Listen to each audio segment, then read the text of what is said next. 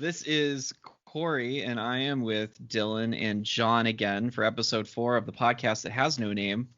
Essentially, it is just a WWE Network watch-along, where every episode we find a new random show and watch it along and record it. So you're just getting the audio, but we will tell you what show it is, and we will sync it all up together so that we can all enjoy. John, this was your week to pick. What show caught your eye? Well, I used to be a big ECW fan back in the day. I used to go out and spend way too much money on like all the VHS videos of the pay-per-views and whatnot from, about like, from the beginning of ECW pretty much right to the end. So I figured let's go for some old school classic ECW, and I chose the Hardcore TV episode from August 28th, 1999. Very nice. So this is the ECW that was on TNT in the later half of the 90s. And so I used to watch this as well. It came on Friday nights, I want to say around 8 maybe. And what was really funny about it is Paul Heyman was not a fan of TNT because they kind of dicked him around. And I know that they used to have Joey Styles and Joel Gertner plug Rollerball, which came on after ECW. Are you familiar with Rollerball? Is that the thing that had Paul Heyman doing commentary for or something like that? I don't know if he did commentary for it or not, but it's essentially, are you familiar with roller derby? Yeah. So it was roller derby, but they encouraged you to powerbomb people. Like, just imagine like you're just skating and you're trying to pass people, and then all of a sudden some big dude in hot pants picked you up and slammed you down. Oh, God's sake. So that was Rollerball. Wow. Yeah. Heyman hated it because they had to shill it, and then TNT was not doing the same for them. So while they were on national television, they weren't getting any plugs. So what is interesting, the TNT, this is the same network that currently has AEW, and they advertise the shit out of AEW. I have to say, like, I see advertisements in comic books and billboards and stuff for AEW. So it is interesting that maybe TNT learned their lesson with advertising professional wrestling. So yeah. I just looked it up, and I got it mixed up. The Rollerball I was thinking was apparently a 2002 movie where Paul Heyman was involved in it. It has I can't remember the main actor's name, but yeah, whatever. Chris Klein. LL Cool J. Yeah. Fuck yeah, LL Cool J. All-star cast. Is this film? I think Slipknot's in it too. What the fuck? And apparently Shane McMahon had a cameo as well. Why the fuck not? God's sake. No, this was released around the time that Paul Heyman had essentially already kind of jumped ship from ECW and was doing commentary for WWE, because it was after Jerry the King Lawler quit because I think they were releasing the cat from her contract, and it was basically that was in 2001. 2001, Space Odyssey. Because it was right before the invasion happened. That's why Heyman was on commentary, because he could see into being in the ECW invasion. What did you think of Heyman as a commentary person in WWE? I thought he worked really well with JR. I thought the two of them together was magical. I think just because they were, old friends, and I don't know, man. It was a beautiful time. Well, they used to do commentary together in WCW on WCW Worldwide, I believe. That was back in the day with Heyman was leading the Dangerous Alliance. So, yeah, they already had a bit of a chemistry from about a decade before. But they had like a lot of sort of like a antagonistic chemistry as well. Like, Paul Heyman was always needling JR and kind of trying to make him lose his cool a lot, which kind of made for a fun listen over the top of matches. Yeah. Oh, yeah. They said that he was the same way. Like, he was constantly talking about how he was going to, the Dangerous Alliance were going to crush the Stinger, and how it was the Enforcer Arn Anderson and the Cruncher Larry Zbyszko, which I think has the worst nickname I've ever heard in my entire life. The Cruncher.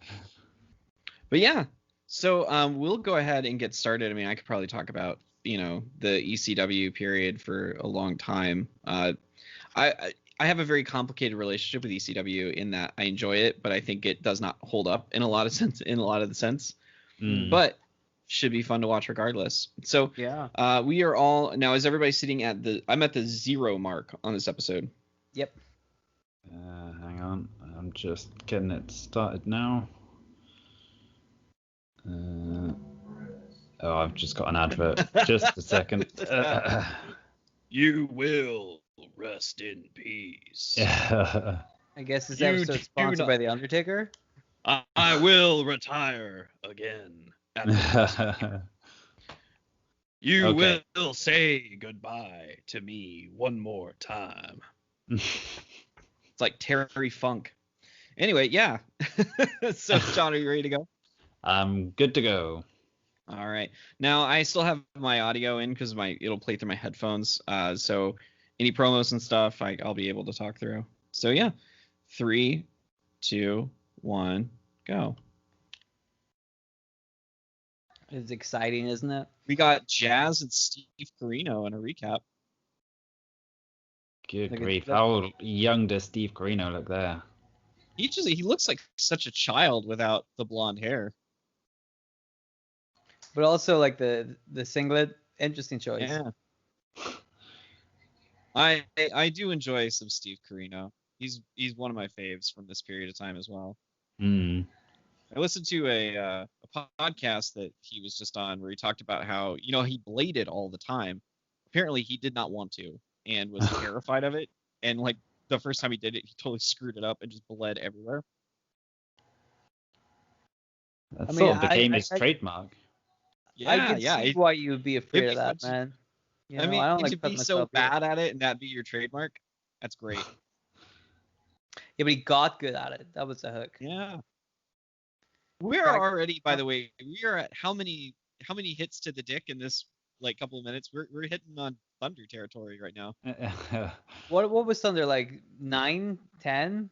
Like it was a lot. We got it. Yeah, we got into a good bit there. What is happening with any of this?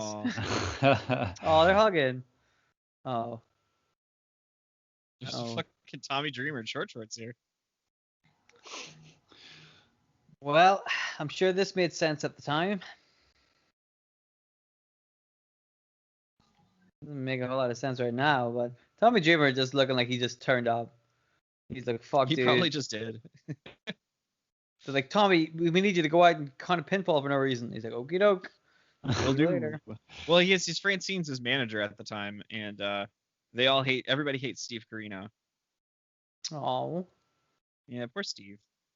That thing, the outfit Tommy Dreamer's wearing, that's it's our boy. Who's our little boy? Oh, that little baggy pants boy. Oh, and he just missed it. Francine and Jazz. Red mist as well. Is that the most deadly one? You got Jack Victory with the Japanese flag. This was such a weird little stable with Rhino, Tajiri, and Jack Victory. I was more of a fan of the Dangerous Alliance with what do they call the Dangerous Alliance with Mikey Whipwreck and James Mitchell and Tajiri? I think so. That sounds. Well, no. Was it the Unholy Alliance? The Unholy Alliance. There you go. Mikey Whipwreck, man. There is a guy that deserves some more props. I thought Mikey Whipwreck was awesome. Oh yeah, Mikey was great. Mm-hmm. Now what are they doing? They just beat the hell out of Tommy Dreamer, and now somebody's coming out. They're just standing around looking like a bunch of idiots. Oh, here's Taz. Oh, he's pissed off, man. That was a really long 3 minutes, I have to say. I don't mean that in a bad way. I was like, man, how long was that intro? It was a new era in television, dude. I love these graphics. Look at this shit. Wiggly woggly text like that. What the fuck? Yeah, man. Now, is this where we have like the nausea-inducing camera work, where like they are constantly rotating and moving the camera in and out during people's promos? Yeah. Oh. Mm. This is our highlight reel. Lance Storm with a like killer they're chair just, shot as usual. they're just letting you know this is what you're in for. There's all balls. We got some balls already. Yeah, man. There's gonna be a lot of balls jokes, I imagine. So, oh, look at that. He hit him pretty hard. Good God, look at some of his stuff. I know. This is just like I said. This is like an intro. Just like, hey, guess what? There's gonna be some weird stuff going on. Enjoy. My goodness. Oh, what? Whoa. Boy, ECW looks awesome. Oh, I love that bit. And Taz farting around doing nothing. What always did crack me up was that the ECW logo here was barbed wire, but then in WWE they were like a razor blade. Mm. Very meta. Now here's another thing. Rhino is like maybe 20, 21 years old here. Freakish, like deceptively young Rhino. Mm. Well, this is 99 and he's still going now, so. Yeah, still on. He's in Impact. Yeah. Same as Tommy Dreamer. But look at Taz just fucking throwing Rhino. Like, Rhino is a fucking tank, I think people kind of forget like how much of a tank Taz was whenever he was a wrestler, because he's just wasn't it Jericho that they described him as a cigarette machine with a fizz? Like he's like, he looks like a smaller guy, but like in ECW he looks like a fucking tank, Yeah, exactly. I think that was like ultimately his kind of mistake, was he went to WWF, and a tall, like a short man in the WWF is 6'2", and Taz ain't 6'2". No, like it looked weird whenever he standing beside Triple H, Well,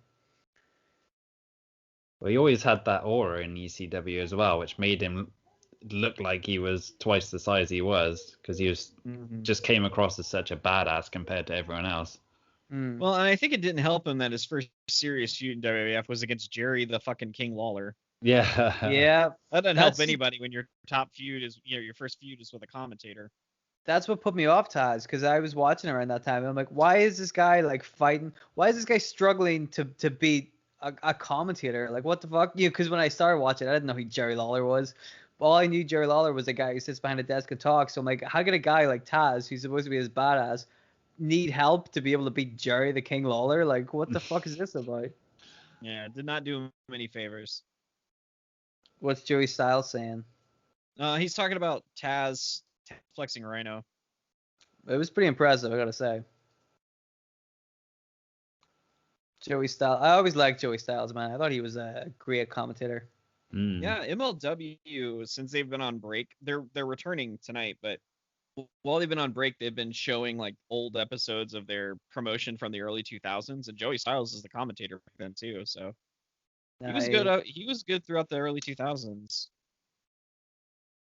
Love Joey Styles, man, because he had a lot of like he's doing that shit by himself, which is tough, but he always like had a lot of like genuine kind of emotion behind all the stuff he said, Like he didn't feel like phony, and he used to carrying a whole show, sometimes for 3 hours by himself. That shit's tough.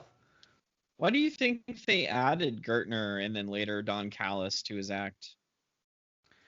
Is it just like because the idea was that wrestling commentators are always like a duo? I think probably by that point, just to mix things up a bit, the other companies had, well, WCW had 3 people, they had 3.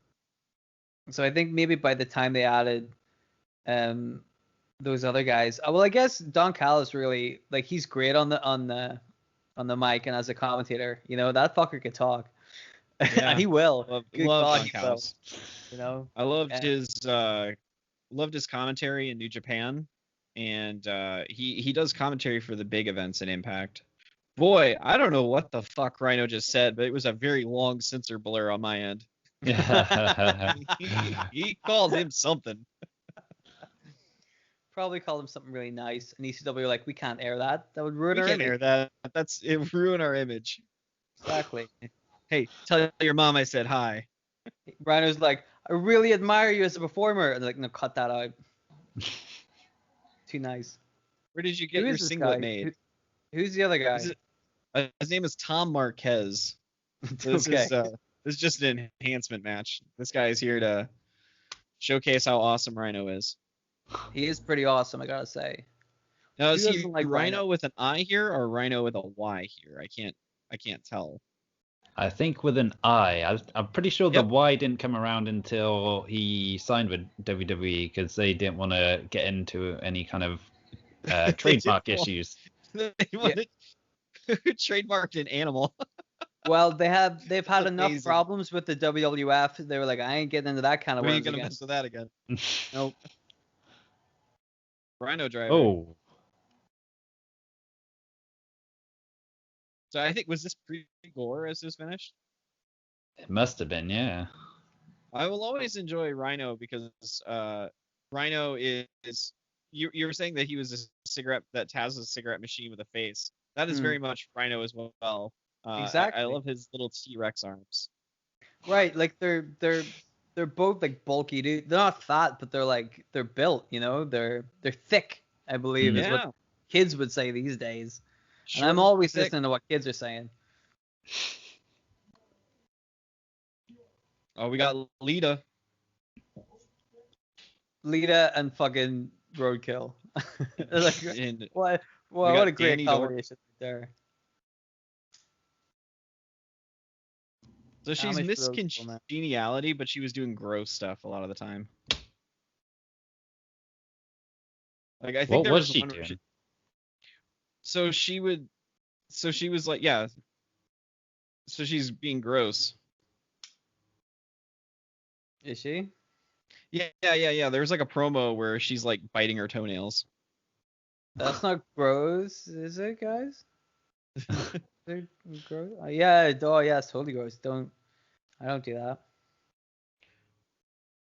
I never quite understood this tag team. No, I don't think it made a lick of sense. Not They're over not a shit, lick. though. I have no idea. So Danny Doring just said, if you want to smell something real nice, come with me. I don't. That would be so good if he like just presented her with a big like bouquet of flowers. Like I told you. I don't know what he's implying. It's definitely the flowers. Or like he goes back to the locker room and it's just like full of incense. And you're like, oh, that smells like lavender. It's lovely. Yeah, that does smell nice. Joey Styles is like, yep, whatever happened, that was another great segment by Roadkill, everybody's favorite wrestler. I knew a guy who loves wrestling, and we were talking about ECW, and I'm like, who's your favorite ECW wrestler? And he's like, Roadkill. I'm like, what? Yeah, big Amish guy, Jesus isn't that? Christ. He's like, isn't that funny? I'm like, you've never seen ECW. I'm never talking to you again, you know. But that's, if you knew this guy in real life, you'd be like, yep, that sounds about right. So there you go.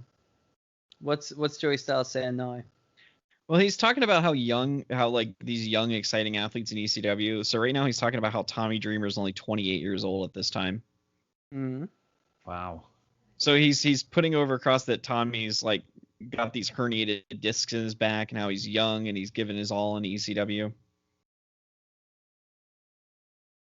I mean, can't argue with the facts right there. Well, Yeah. what I'm enjoying is he's like, we don't know if Tommy Dreamer is ever going to wrestle again.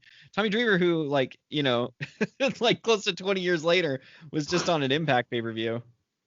Well, that's my favorite thing about watching some of these old shows where you see, because there's an old like ECW show, which is like Terry Funk's retirement. I'm like, which one is this?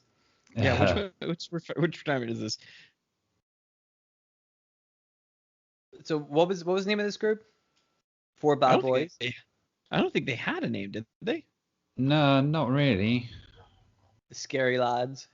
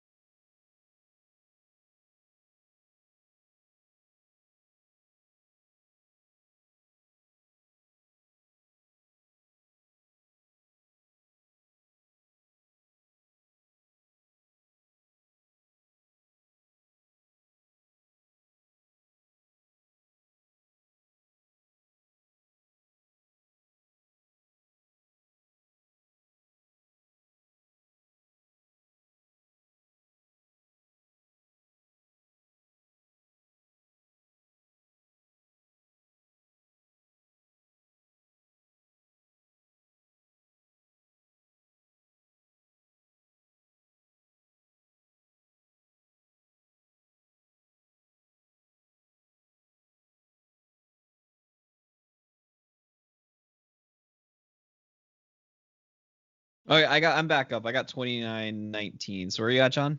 Yeah, 29-20. Okay, so I'm ready to go if you are, Dylan.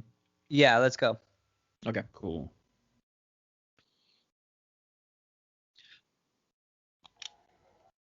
I'm a little surprised they're doing this much blood and stuff, because is this the main event? I mean, it has to be. Yeah. I can't imagine anything else going on after this. That's a lot. It's a long time though. They still got, what, 10, 15 minutes left.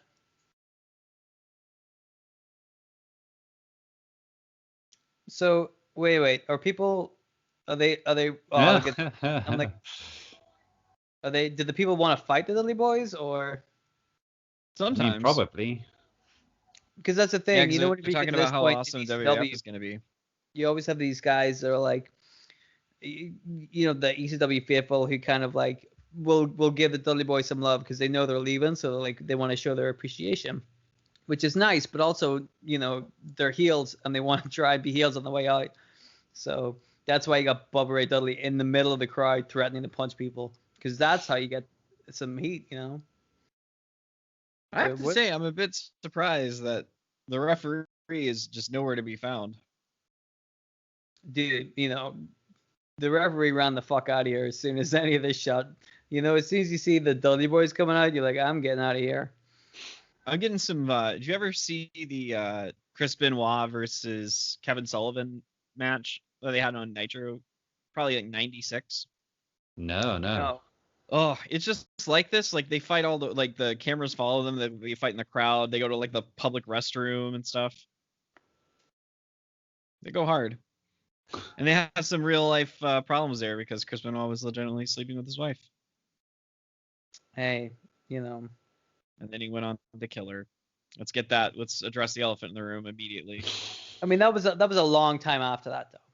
It was a long time after that. It was maybe 5 years or 10 years. I love this bit where they're just throwing fucking containers of water at each other.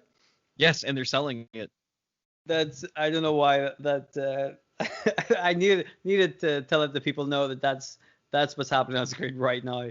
Bubba Ray Dudley and Spike Dudley just throwing big fucking containers of water at each other. Because why not? Because ECW, Yeah. huh? Well, we've still got a match Still no going referee.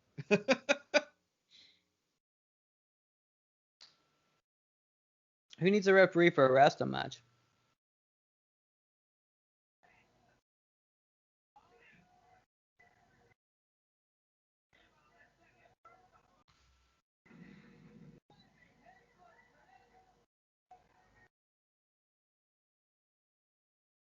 Where did the referee go? Did he just follow Bubba and Spike out into the crowd? They said that he did, but when they cut to Bubba and Spike, he's not there. Joey Sauce is like, oh, the referee's in the concession area with Bubba Ray and Spike, which I'm gonna have to call in his intelligence on that one. Stay with the two guys who are actually in the ring, or stay with the two guys that are fighting throughout the building. Right? Is this an anything goes like Falls Count Anywhere match? Well, every ECW match was pretty much. Yeah. Well, I don't know if it was a Falls Count Anywhere match for like all of them. You know what I mean? Well, like, yeah. They definitely took some liberties, but they didn't like always just win a match backstage. That didn't really happen that often in ECW. Oh my God! Did you just see that frog splash? It was an interesting one. Hey man, he hit it. He certainly did. That's what you can say about it. He certainly hit it. He definitely did a frog splash, a version of the frog splash. Look, man, he hit it. What more do you want? Hey, Spike and Bubba are coming back. Does that mean the referee's coming back with him? Cameraman's lost, though. Look at the cameraman. They're in Toledo, Ohio. Oh, man. What's up, Toledo? Hey, the referee's back. Well, it's about damn time.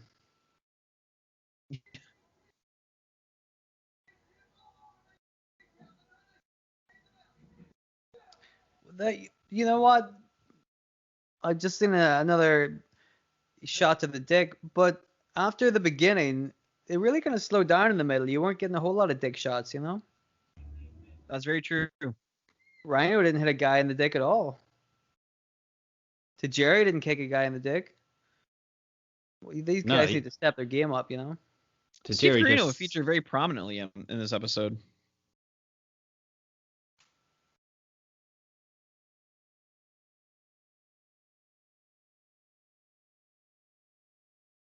Ooh, Balls cuts him off. I feel like that's a joke in there somewhere too. You know what I mean? Yes. Cutting your balls off. Oh, guys. The New Jersey Jam. Wow. I think I'm like way behind you guys again because you guys are like, oh my god. I'm like, what happened? Wait, is this it? Yeah, that was it. Oh.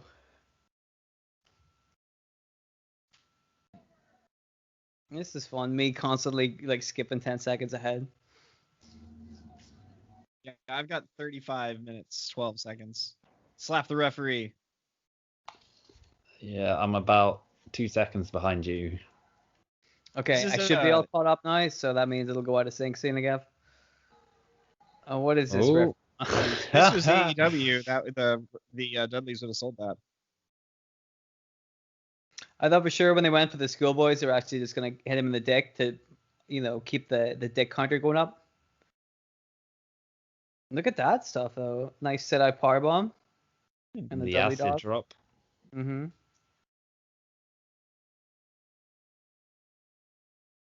See now that it's back in the ring, shit's starting to get exciting again, you know. I mean, I like this. I like all these like double team things. Oof.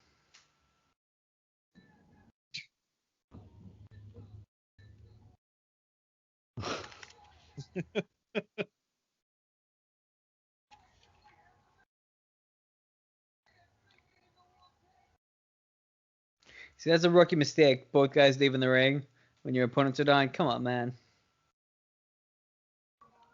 Never turn your back on the Dudley boys. I thought it was you don't turn your back on the Wolfpack. Or the Dudley boys. The two things you never turn your back on. Yep, exactly. And also, a lot of people did end up turning their back on the Wolfpack. They certainly do, don't no they? consequences. You know. I was not a fan of the Wolfpack, to be honest with you. I didn't like their music. Oh, what are you talking about? That was the best thing about them. No. The music was not good. In my opinion, in my esteemed opinion, as head musician of all music, wasn't a fan of the Wolfpack's music.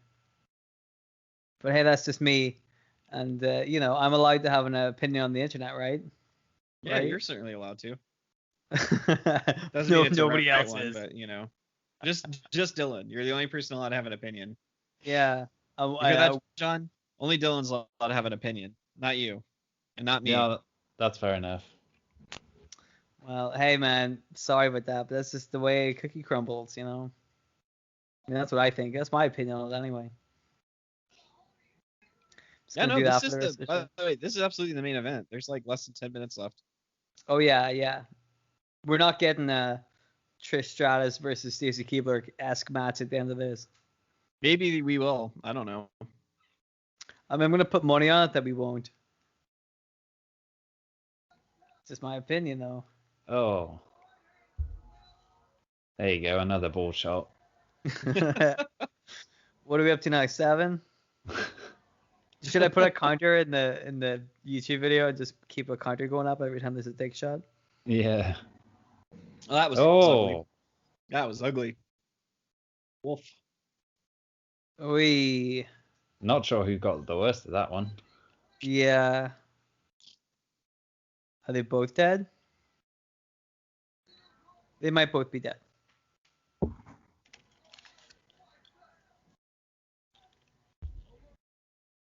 Oh, there they go. Bubba Ray Dudley really can sell looking concussed. And that's because sometimes he is concussed.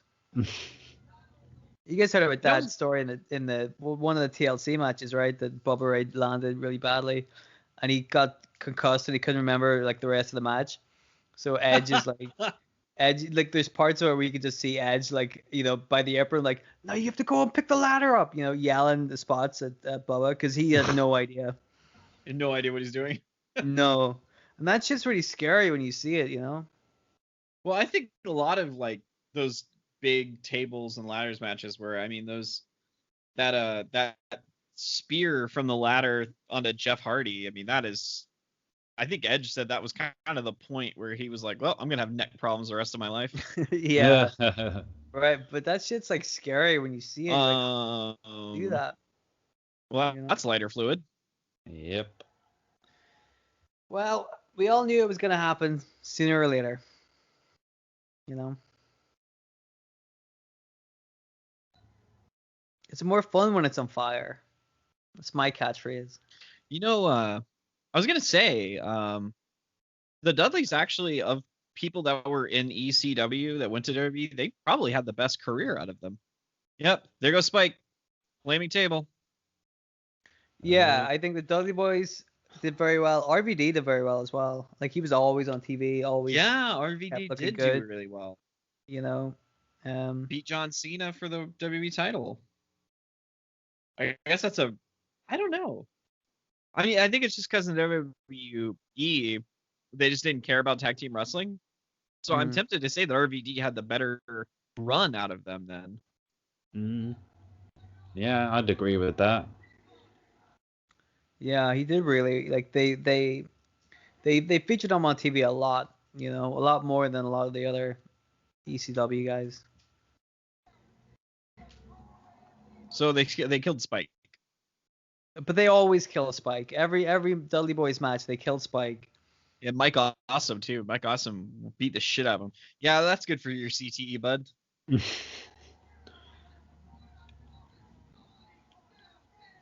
you guys see the thing where Cody Rhodes is talking about how he's trying to bring chair shots back? Yeah. Fuck. Maybe you shouldn't. He's like, I'm trying to bring. Yeah. He's like, there's been a while where the people getting hit directly in the head with a chair has been going away, but I'm trying to bring it back to the boys. I'm like, I think a lot of the boys are probably happy that it's not happening. Yeah. You know, I mean, look at some of this shit. It's pretty stiff, man. The ECW, they're not messing around when it comes to chair shots, you know. It's definitely not a good thing. And I don't. Once you, it's like when you see blood, like. Once it does happen, it has to mean something. You know, it's such a rare thing. Well, that's the trouble with AEW, though. Like, pretty much every single Dynamite, someone's getting busted open in at least one match. So, and like, 7 out of 10 times it's Cody. Yeah. Right. Cody Rhodes seems he's to always. He's a good-looking guy, and he's determined to fuck that up. I don't know why. Well, the neck tattoo didn't help. It certainly did not help. What a fucking oh god, who told him that was a good idea?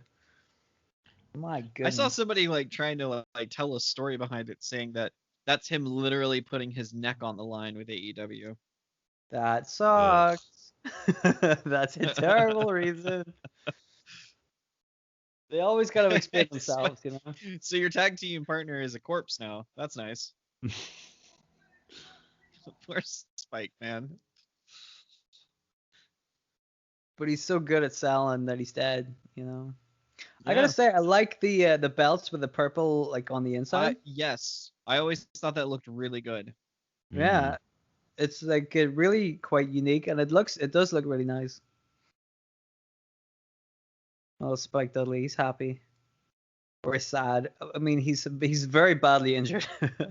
Oh, absolutely, he's fucked. But he won a belt. So that makes it all worth it. Imagine somebody was like, listen, man, can you get the shit kicked out of you a lot for very little pay? But at the end of it, I'll give you a belt for 2 weeks. Woo-hoo! Would you be like, all right? That sounds like most independent wrestling promoters. Is it a nice belt? No, it is a homemade belt. The nice belt's coming soon, I promise, you know. Not like those ECW tag titles. They're nice. Very nice. So that was the Dudley Boys' swan song in ECW then. Not quite. I believe they might even win the titles back. Yeah, I think they do the very next show. Yeah. Nice.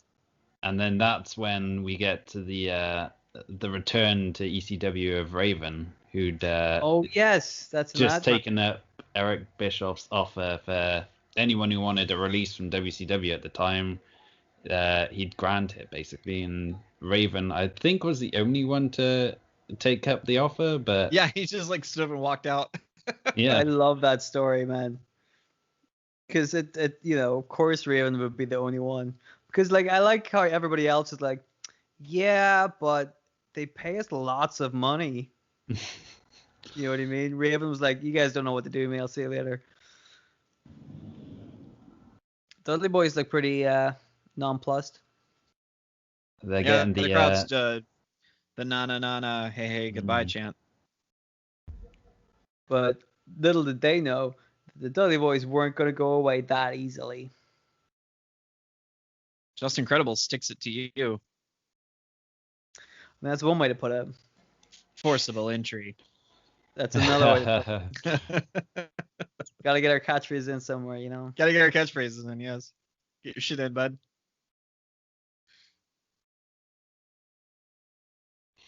Well, there you go. That was ECW. I got the copyright. 1999. That was a good year. I was like 12. I don't know if it was a good year or not. Every year was a good year. Yeah, I'm sure. I was reading Animorphs books and eating fruit gushers, my man. Couldn't get any better. I don't know what a fruit gusher is, but it sounds disgusting. Yeah, it's the most 90s of like little snack treats. It's like, imagine like kind of like a gummy bear, but inside it had like a sticky, sugary glue kind of substance. Oh, and now that, we're my friend, talking. is a fruit gusher. That sounds delicious, no? Yeah.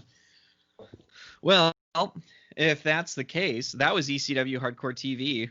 What did we all learn from this? Tajiri is awesome. Yep. ECW referees kind of get lost during the middle of the match. Yeah. Yes, he did. That's it. That's all we learned. And that's everything we learned. Mm-hmm. What did you learn, Corey? I learned that. I learned that Steve Corino looks weird in like a red singlet like that. Doesn't look right. That is true. He did not look right. No. I learned that. I learned that Tajiri is quickly becoming like the MVP of the show. It's funny how we keep finding Tajiri like popping up, you know. Well, yeah. Yeah. I mean, I'm happy with that. I'm very happy with Tajiri being our fucking star player. Absolutely. Well, I think that kind of does it for us on this edition of this show that doesn't have a name. Mm-hmm. Next time, who knows what we're gonna watch, but we'll watch it together, and that's all that matters. In these trying times, it's important that we keep our connections. Exactly. You know, go and reach out to your friends, and all of you make your own watch-alongs, but don't put them on YouTube because that's our gimmick. So don't do that.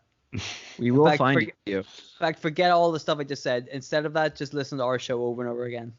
Yeah, and if you try to do it, we'll take everything that we've learned from these 4 episodes, mainly that we're just going to hit you in the testicles. And something to do with forcible entry. Oh, God, no. It's happening, my friend. So don't do it. Otherwise, it's happening. You gotta watch out, you know. All right. Well, if that's the case, I think we should go. Yeah. Yep. We'll see you guys next time. Another classic episode in the bank. Behave yourselves.